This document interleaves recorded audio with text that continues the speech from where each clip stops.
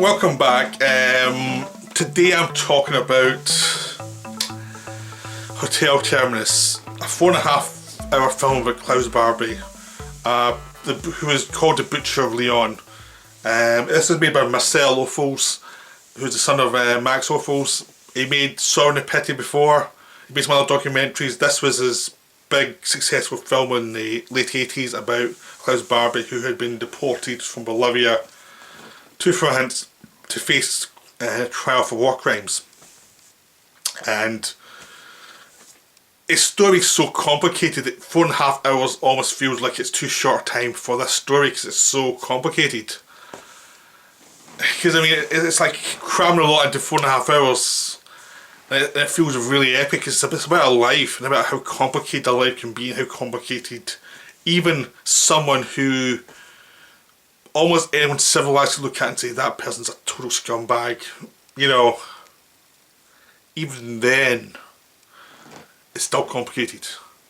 Okay, well, Klaus Barbie was a guy who grew up in, you know, within the rising movement of the Third Reich and became a junior officer.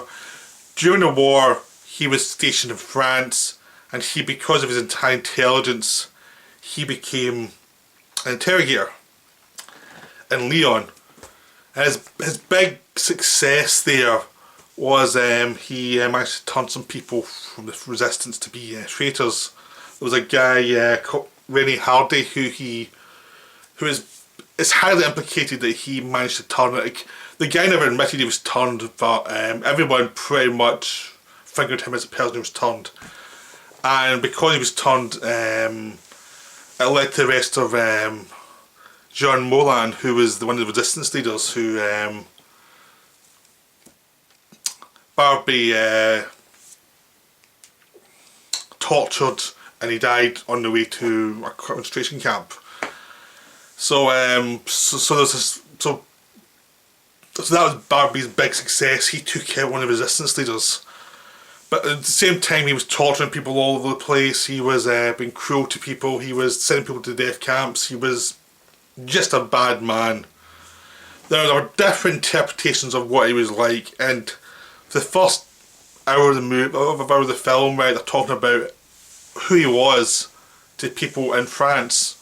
Because to some people, he was fairly civilised man. A lot of people thought he never resorted to torture, because he seemed so civilised and so in control of himself. And then there's other people who were dealt from the resistance who were tortured, were saying no, he was not, he was cruel, he was sadistic, he loved doing this was his thing. So it shows you different interpretations of a man who on the outside seemed civilised, but on the inside had a lot of defects.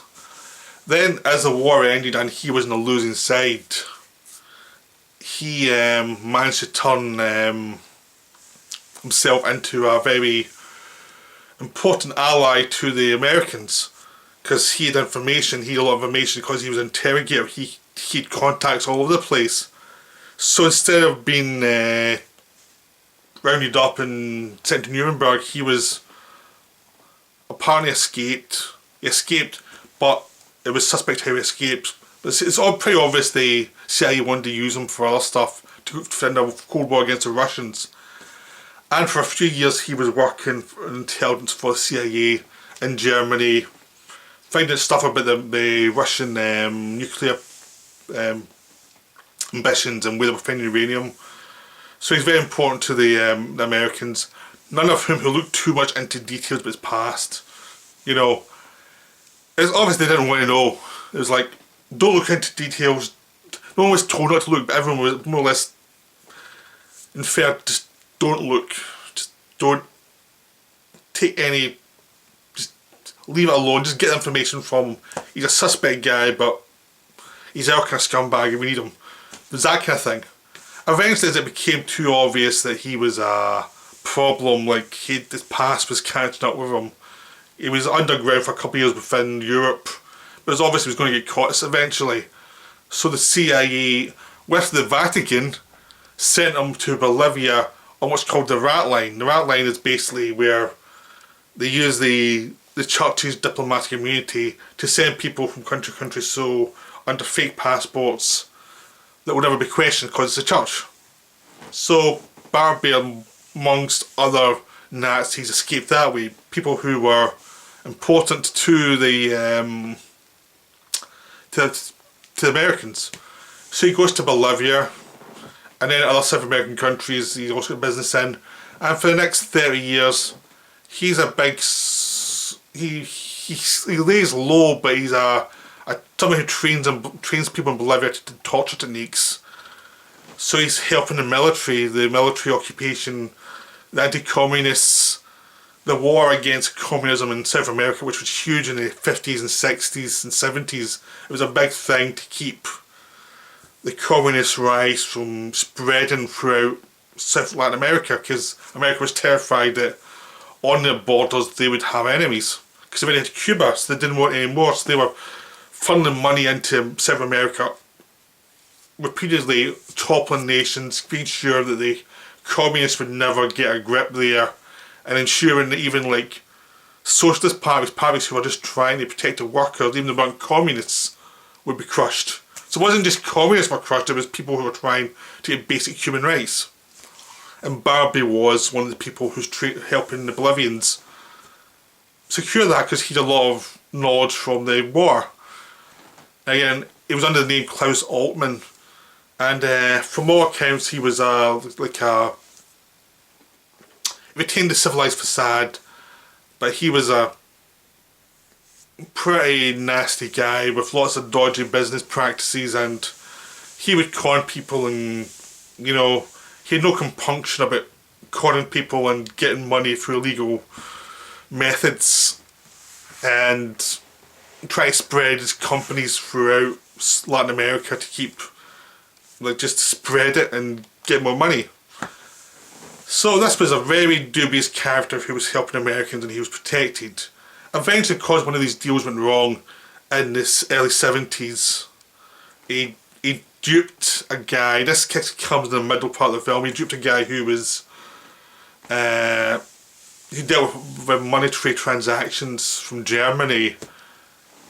That was a mistake, because that tipped off the Germans to this guy was something dodgy, and eventually tipped off him to the Nazi hunters, who started an idea that this could be Barbie. So he had the clothing operation to go back to Bolivia and hide it there. But at this point it was pretty obvious Barbie was in Bolivia, and made so many contacts that no one was going to deport him. So for a decade he was helping out the Bolivian fascists within the rise and fall, but by the early 80s they had fallen and he had no more protection, so he was sent back to France, and finally this big trial emerged where you had different like the ex-resistance who were after his blood. There was a variety of other people who had different interests, like the far right had their own view of Barbie, which wasn't particularly nice to modernise. It was very complicated, because like 40 years onwards, it's like, what can you do to guys 40 years, something that happened 40 years ago? Is there statute of limitations? And in this film talks about people with different points of view. Some people think there's nothing he really done, this was years and years ago, and there's other people that know he has to go on trial, he even did war crimes, he has to be an example. There's no limitation against crimes against humanity. So this whole debate tore France apart for a while, until eventually Barbie was jailed for life, and he died 5 years later of cancer. So this is the whole story of this war criminal, and the complicated emotions he created in people. Like, even in the resistance, this was not someone who was like one of the crazy, in the public eye at least, it wasn't one of those crazy Nazis who were killed everybody, but behind the scenes he was just the stereotypical evil white supremacist scumbag that we all fear nowadays. He was that guy. He was a believer even up to his death. He was an anti-Semite. He hated the Jews. He really hated some people. Like, he had a neighbour who thought he was Jewish, and it turns out it was just because he was just colour skin, but it was still Latin American. I was fine.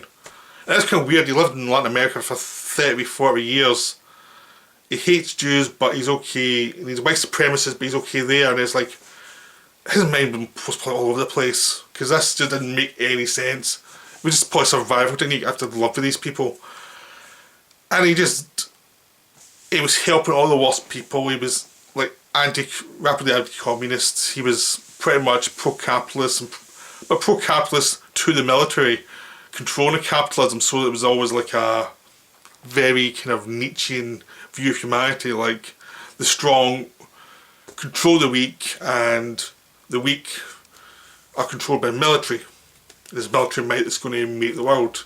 He was that kind of person. He was behind the scenes always. He was never up front because of his past. No one wanted to be associated with a Nazi, so he was one of the behind the scenes people. But it shows how important certain people you don't see in the public eye are to the world. I mean, God knows the kind of weird, scary guys that are behind any administration, from the Trump administration to the current Conservative administration. What are their ties in the UK? What are their ties to dodgy people? The EU, who's got weird ties there? You never know until later when it comes out. I mean, look at Henry Kissinger and all his ties to different people, and all of their kind of, all his dodgy dealings and all the stuff he did. I mean, there's lots of people with lots of powerful friends, and Barbie was one of those people behind the scenes who was one of the powerful friends who could get the ear of important people. And it becomes this terrifying thing where after he left France and Germany, he was more powerful, more destructive in Latin America than he ever was in France. I mean, there's a thing as he was very destructive in France, but whatever he did was against resistance, and the Germans were going to lose because the Allies were coming through the military force. He was going to lose. But over the next 30, 40 years, he was helping the worst part of American culture, which was this military industrial complex in Latin America. And that's terrifying. And that's the really scary part of the documentary, is like, what were these Nazis doing in Latin America, and what were just the human rights violations that you hear about year after year about what happened in the 50s, 60s and 70s and 80s in Latin America. It was just horrible. And he was a big part of that. So it's almost like, what's worse for a person in Honduras? Was being a Nazi worse, or was being part of the American process in Latin America worse? They're both horrific. But the Latin American thing was over 40 years, and it was like, and a lot of people died because of the techniques he gave a lot of Bolivian psychopaths. And a lot of, because he ran official businesses, how did he serve them, how did he bring in guns to them, and all this other stuff. He was a front man for lots of stuff. It was like, just horrific. So it's this thing of evil never really dies. If you don't stamp it out, it becomes something else, and somebody else becomes this horrible thing. It keeps going and going and going. And so the final economy is this old man. I mean, he's outlived his usefulness. That's why he was caught. He outlived the people he was helping, lost. So he outlived his usefulness eventually. So he went to jail for 5 years at the end of his life, and he had cancer. And in the case of, well, so what? He was free for so many years doing horrible things. And that's what's really disturbing in the documentary. And there's all these people talking about, should he have been in, should have been tried, should he not have been tried. That wasn't important. What was important was the political corruption that led to him escaping France, escaping Germany, then doing all this stuff for 40 years. That's the real horrific thing. That's what they should be really looking at, is like, what happens in politics allows this to happen. And eventually they caught him in something on crimes against humanity for all the things he did in France and sent people to gas chamber and things. But there was so much more he'd done. So it's this horror of a life that just happened, that dominated half a century. So I urge you to watch this film, Hotel Terminus, because it's not just about Nazis, it's about the corruption of humanity over 50 years. It's really disturbing. It's really good. And it's available CEX, selling for like £4 plus postage. You can get it on eBay for like £7. It is available on DVD. I don't think you can get it in Blu-ray yet. They really should release it in Blu-ray because it's so good, but it can be seen now. So I would highly recommend you buy a copy and see it, because this is... I've only covered a fraction of what's in this documentary. I haven't covered the details of it all. I mean, it's just horrific what this guy was doing. It was just a real horror story. So I hope you enjoyed this. I'll be back soon with another video.